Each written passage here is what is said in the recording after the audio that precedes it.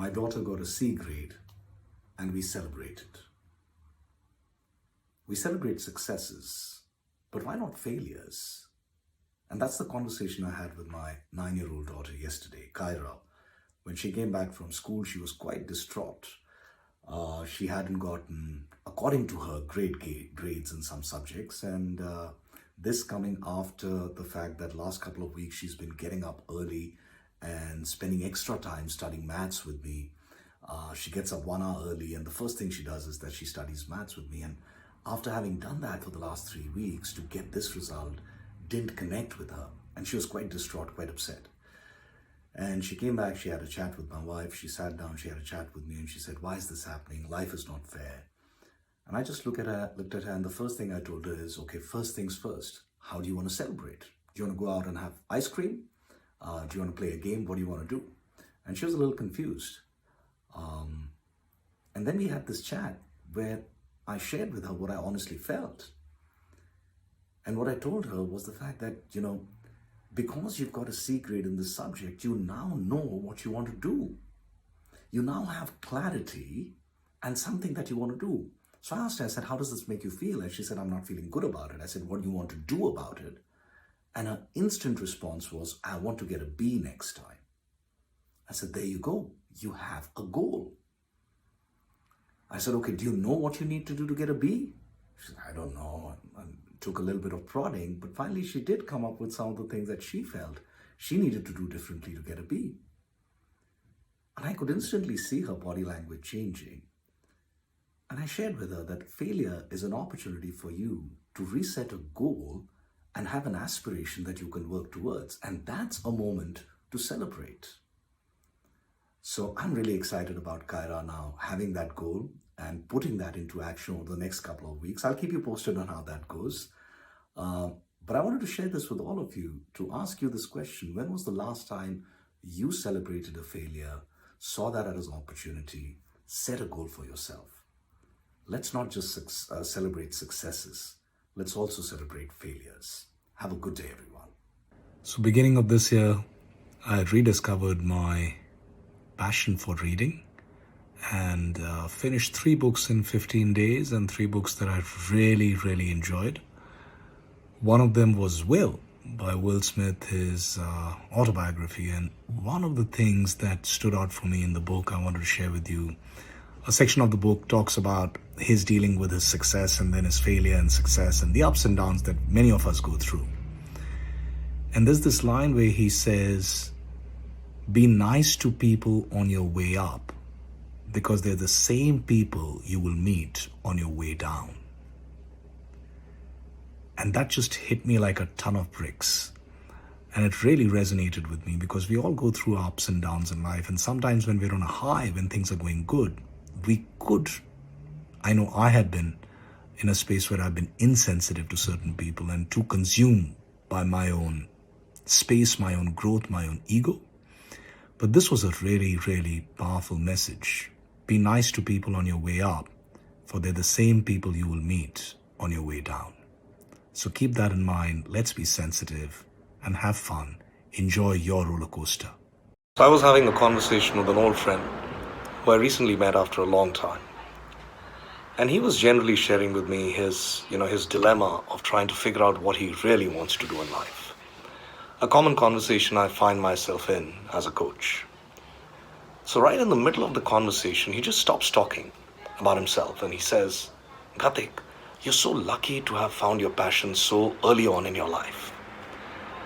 Now, I've heard this statement before from some others, and because they're referring to the fact that I became a trainer about 20 years back, quite early on in my career. And each time I hear the statement, I get really, really irked. And that's because I don't believe we get lucky with discovering our passion. Now, and some do maybe, but I believe we need to become passionate as people to discover what we are most passionate about.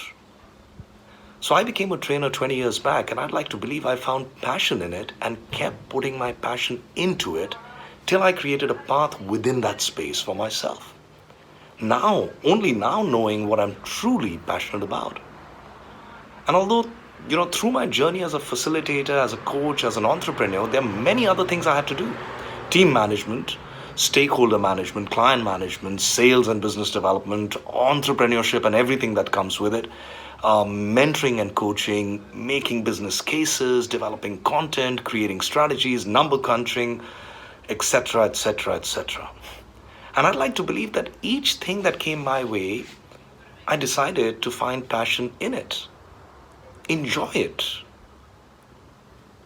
And, for example, I cook. At least I try to. And I find passion in that. I do household chores and I try to find passion in that. I've started a bit of gardening recently and I'm finding passion in that.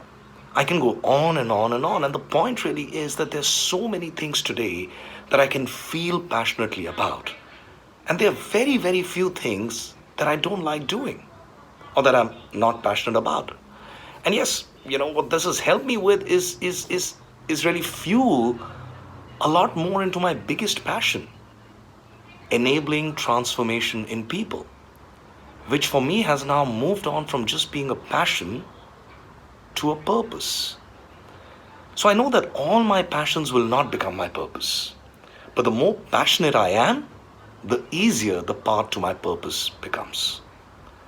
So what are you trying to find passion in what you do? And rather than looking for and searching aimlessly for what you're passionate about, hoping the answer will drop on our lap someday, you've got to experiment.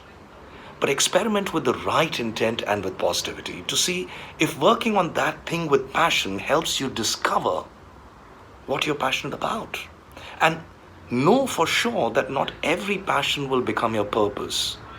But finding passion in whatever you do will just make you a lot more passionate as a person. Thanks and have a good one, everyone. So I was upset. I was really, really pissed off actually. My father had just scolded me in front of my friends for something I'd done wrong. And for a 15-year-old, that embarrassment was enough to make me think of running away from home. This was about 25 years back. So I stormed into my room, banged the door shut, and I cut myself out from everyone for what seemed like a few hours, but it was actually just maybe about 30 minutes. But in those 30 minutes, I was so pissed off and so upset that I decided to do something drastic. I wanted to rebel. And I actually had many interesting ideas on how I could go about doing it. But one thing was very clear to me: I would never ever speak to my father again. And as I stepped out of my room after about 30 minutes and walked out of the house, taking huge big strides as I thought of all the ways I wanted to rebel, I heard my father call out my name, Gatik. And I stopped and turned to see my father sitting outside in our lawn. He was in the Air Force. We had a nice small little lawn there, and he was sitting there alone. With a mixed look of arrogance, anger, and fear on my face, I guess, I walked towards him, half expecting him to tell me a few words on how I needed to behave better and not to sulk when I'd done something wrong and I'd been scolded. But as I reached my father, he reached out his arms, held me by my shoulders, pulled me close, hugged me tight, and said, "Beta, I'm sorry I scolded you in front of your friends.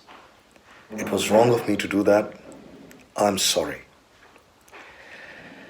And before I knew it, tears were just rolling down my cheeks, and in an instant, my father's actions had shifted my emotion of anger to that of love, care, and compassion.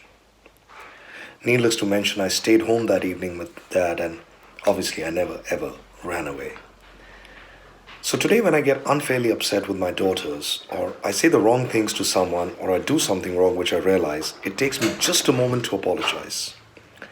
I've discovered the power of authentic apology, and I invite all of you to discover it for yourselves and spread happiness, compassion, and turn tides. Thank you for watching, and have a good day.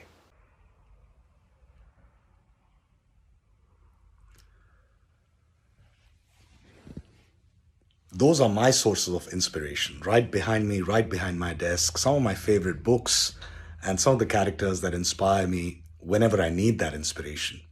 All I need to do is, when I'm feeling stuck, when I'm feeling in a moment of doubt, when I'm feeling down, I just turn around from my desk and take a look at this space of mine with these characters. Each one of them have had a journey, have had a dilemma, a problem to solve, and did something unique to really do that. Or the books, the authors, the people that I get inspired by, and just looking at them for a few minutes, I'm often being able to find an answer to my dilemma.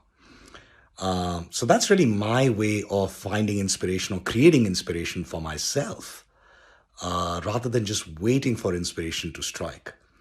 What are your methods to create a space of inspiration for yourself? Put it down in the chat window. Let's see. Have a good day, everyone.